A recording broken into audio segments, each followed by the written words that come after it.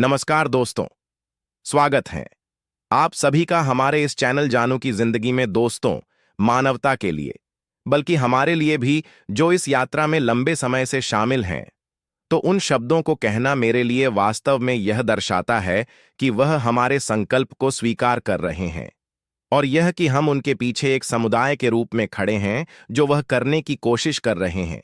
उसने फिर यह बताया कि वह कल के वेबिनार के दौरान किन विषयों पर चर्चा करने वाला था, और वे थे एसआईसी मामले के अपडेट वेट, दुनिया भर के स्थान और उनके साथ क्या हुआ है।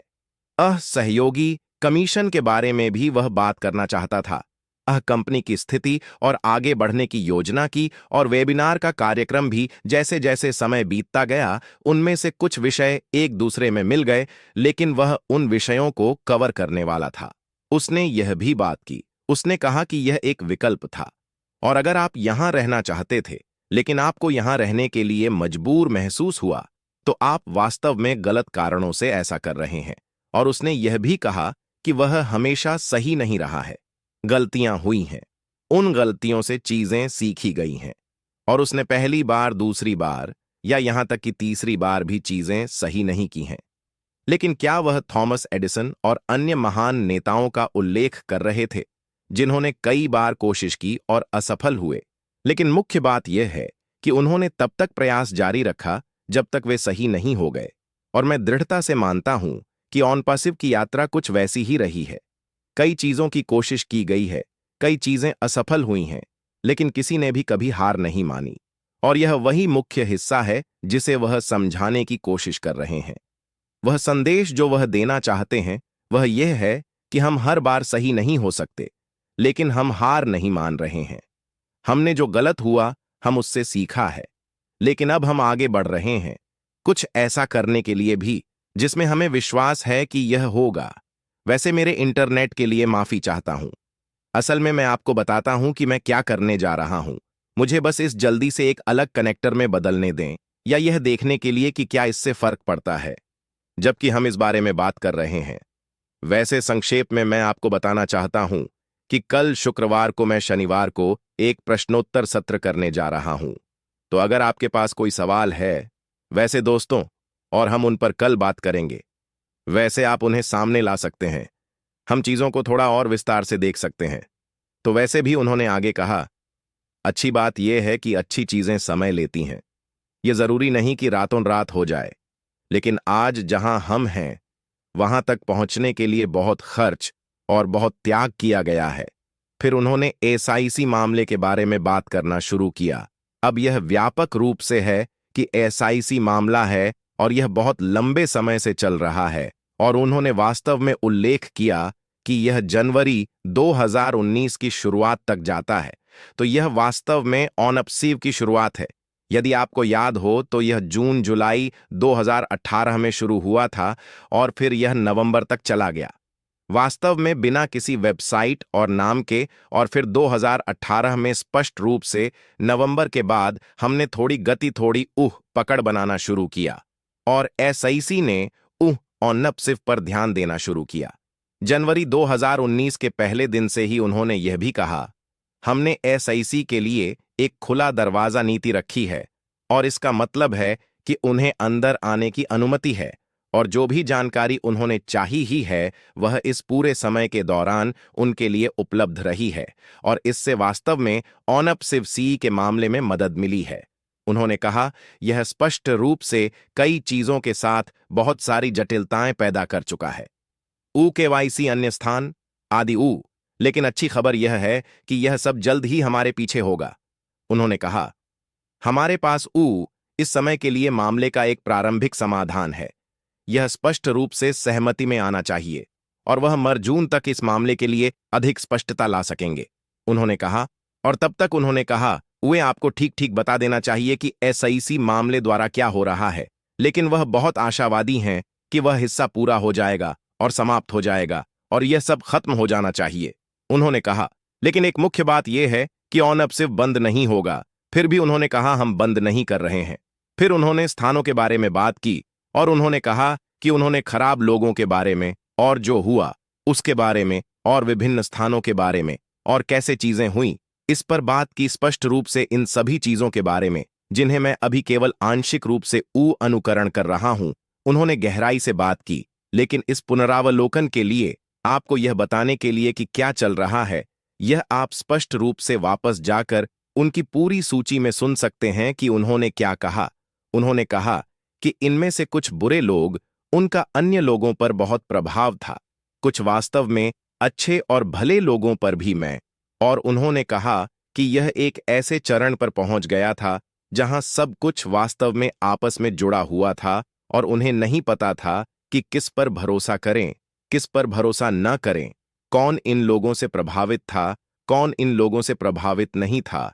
इसलिए सबसे अच्छा काम यह था कि स्थानों को बंद कर दिया जाए। यह सब वास्तव में जुलाई 2024 से शुरू हुआ, और जैसा कि आप अच्छी तरह जानते हैं, सब कुछ हमारी ओर से सितंबर 24 की शुरुआत में बंद हो गया। लेकिन वास्तव में जून जुलाई वह समय था जब चीजें बहुत बहुत उलझने लगीं और एक रेखा खींचने की आवश्यकता थी। इसलिए सबसे आसान समाधान था, चलो चीजों को बंद कर देते हैं। और उन्होंने यह भी कहा कि अब से उन्होंने कहा कि उन्हें हमारे साथ ईमानदार होना होगा और हमें यह बताना होगा कि कोई संचालन नहीं है, कोई स्टाफ नहीं है, कोई भी निम्न को उनके जैसे लोगों का फायदा उठाने की अनुमति देता है। अब क्या उन्हें बदलना चाहिए? उन्होंने बाद में यह भी कहा कि बदलाव आवश्यक हो गया है और उन्होंने खूब बदलाव लागू किए हैं ताकि यह गलतियां फिर से ना हो।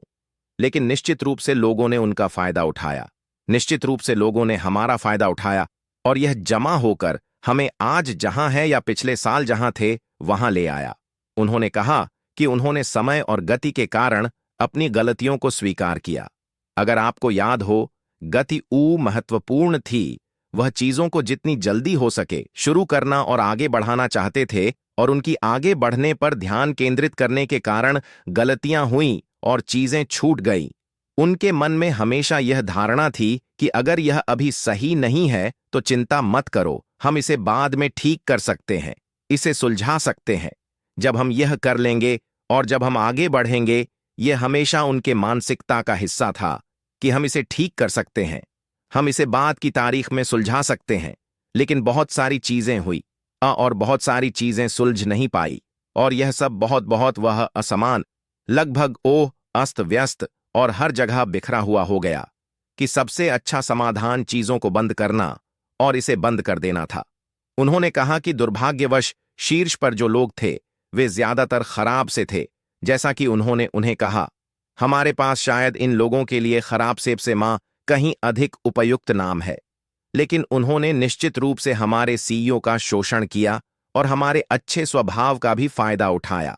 उन्होंने यात्रा और अपेक्षाओं के बारे में भी बात की जो उन्होंने भारत के माध्यम से की थी, कोलकाता बेंगलुरु और से हैदराबाद तक। वैसे यह भी बहुत दिलचस्प था। और फिर यह क्या कहता है, जून जुलाई में उन्होंने चीजों को बंद करने का निर्णय लिया। ठीक है, जैसा कि उन्होंने कहा, वह खून बहना रोकना चाहते थे। वो यह देखना मुश्किल था कि कौन सच्चा है और कौन सा है, इसलिए हमने इसे रोक दिया। और उन्होंने कहा कि वैश्विक स्तर पर कर्मचारियों के लिए बाहरी वेतन सूची जो इस समय चर्चाओं में है और एक समझौता हो जाने के बाद इसे निपटाया जाएगा, तो उन सभी के लिए जो सोच रहे थे कि उन कर्मचारियों का क्या होगा जिनका पैसा उनके द्वारा किए गए काम के लिए बकाया है, यह सही एजेंसियों के माध्यम से निपटाया जा रहा है और एक समझौता बहुत निकट है। उन्होंने कहा, उन्होंने यह भी कहा कि सत्य हमेशा प्रबल होता है, इससे कोई फर्क नहीं पड़ता कि कहां, कब और कैसे, लेकिन सत्य हमेशा लंबे समय में सामने आता है। मैं भी इस पर दृढ़ विश्वास करता हूं। मुझे लगता है कि अगर आपका दिल सच्चा है, अगर आपकी आत्मा सच्ची है, तो आप निश्चित रूप से लंबे समय में प्रबल होंगे। इसमें कुछ समय लग सकता है, लेकिन यह हमेशा किसी न किसी बिंदु पर वापस आएगा। फिर उन्होंने हम में से कई लोगों के लिए एक बहुत ही महत्वपूर्ण विषय पर बात की, और वह था सहबद्ध कमीशन। अब हम सभी अपने बैक ऑफिस को देखते हैं, हम सभी अपने वॉलेट्स और वहां मौजूद फंड्स को देखते हैं। हम में से कई लोगों ने निकासी का अनुरोध किया है, इसलिए हम सही तरीके से जानना चाहते हैं कि इसके साथ क्या हो रहा है। और उन्होंने वास्तव में विस्तार से बात की कि चीजें कैसे हुईं और भुगतान प्रक्रियाओं के माध्यम से की, और कैसे इन खराब लोगों का उस प्रक्रिया में शामिल होना हुआ। स्पष्ट रूप से एसआईसी एक हद तक चीजों के गलत दिशा में जाने का हिस्सा था, लेकिन इससे महत्वपूर्ण बात यह है कि उन्होंने कई अन्य चीजों के बारे में भी बात की। उन्होंने कहा कि कुछ व्यक्तियों से सहयोग की कमी, जो हमें भुगतान दिलाने में मदद कर सकते थे, वह आखिरी तिनका था जिसने ऊंट की कमर तोड़ दी।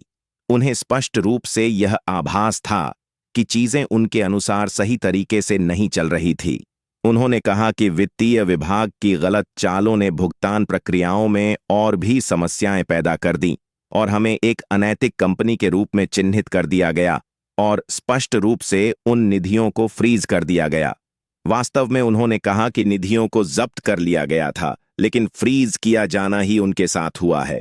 वैसे दोस्तों, यह कोई बुरी बात नहीं है। इसका मतलब है कि वे अभी भी वही हैं, उन्हें किसी और ने नहीं लिया है। इसलिए यह वास्तव में प्रक्रिया का सवाल है कि यह साबित किया जाए कि वे निधियां वैध हैं, और वे वही निधियां हैं जो हमें दी जानी है। मिशनों और अन्य चीजों के लिए भी उन्होंने कहा कि 2 व्यापारियों के कुल 22 मिलियन की धनराशि इस समय रोक दी गई है। यह सभी स्थानों पर वेतन भुगतान के लिए पर्याप्त धन था। साथ ही लगभग 30 मिलियन जो सहयोगी कमीशन की ओर जा रहे थे, उनके पास संयुक्त राज्य अमेरिका की शीर्ष वकीलों की कंपनियों में से एक है जो एसआईसी मामले का हिस्सा है, लेकिन साथ ही दुबई में इन धनराशियों से निपटने का भी हिस्सा है, और वह बहुत आश्वस्त हैं कि समय के साथ वे उन धनराशियों को वापस प्राप्त करने में सक्षम होंगे, और जाहिर है कि जिनका कमीशन बकाया है उन्हें भुगतान किया जाएगा जब वह पैसा कंपनी में वापस आएगा। उन्होंने यह भी कहा कि इस प्रक्रिया के दौरान यह हमें आगे बढ़ने से नहीं रोकेगा। ठीक है, तो एक तरफ हमें कल हमारे धन नहीं मिलेंगे कि, लेकिन धन गायब नहीं हुए हैं, वे वापस आएंगे और हम उन्हें प्राप्त करेंगे, और यह हमें आगे बढ़ने से नहीं रोकेगा। जब जो भी ऑन पासिव का अगला हिस्सा होगा, उन्होंने यह भी कहा कि यह लोग वो इससे बच नहीं पाएंगे जो, अगर उन्होंने सोचा कि ऐश कमजोर है, आसान है, कि वह इसे आगे नहीं बढ़ाएगा, हम इसे आगे नहीं बढ़ाएंगे, तो वे बहुत गलत हैं। उन्होंने कहा उन्होंने सचमुच हमारा पैसा चुरा लिया है और हम इसे स्वीकार नहीं करेंगे। यही कारण है कि हम जहां हैं वहां हैं, और हम अपने नैतिकता और ईमानदारी को साबित करने के लिए दृढ़ हैं कि हमें वह पैसा प्राप्त करने का अधिकार है। कोई गलती ना करें, यह वापस प्राप्त किया जाएगा, और